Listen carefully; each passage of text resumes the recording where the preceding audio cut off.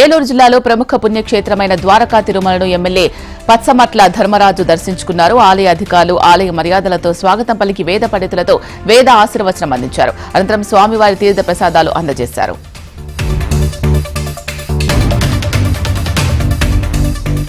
అంబేద్కర్ కోనసీమ జిల్లా రాజోలు మాజీ MLA Amalapuram parliament Vaikapa అభ్యర్థి రాపాక వరప్రసాదరావు ఆసక్తికర వ్యాఖ్యలు చేశారు. అందరూ అంటున్నట్లు ఈవీఎంలో ట్యాంపరింగ్ జరగలేదు అన్నారు. 3 పార్టీల కలయిక వల్లే కూటమి గెలిచింది అన్నారు.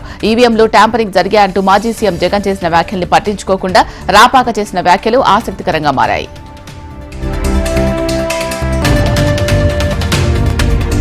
అనంతపురం జిల్లా గుత్తిలో వికలాంగులందరూ భారీ ర్యాలీ చేపట్టారు. సీఎం చంద్రబాబు నాయుడు వికలాంగులకు 6,000 రూపాయల పింఛన్ను పెంచడాన్ని అభినందిస్తూ గాంధీ సర్కిల్ నుండి అంబేద్కర్ విగ్రహం వరకు ర్యాలీ నిర్వహించారు. అనంతరం అంబేద్కర్ విగ్రహానికి పూలమాల వేసి చంద్రబాబు నాయుడికి, భారత ప్రధాని నరేంద్ర మోడీకి, డిప్యూటీ సీఎం పవన్ కళ్యాణ్తో పాటు కూటమి అభ్యర్థులకు వికలాంగులు పాలాభిషేకం చేశారు.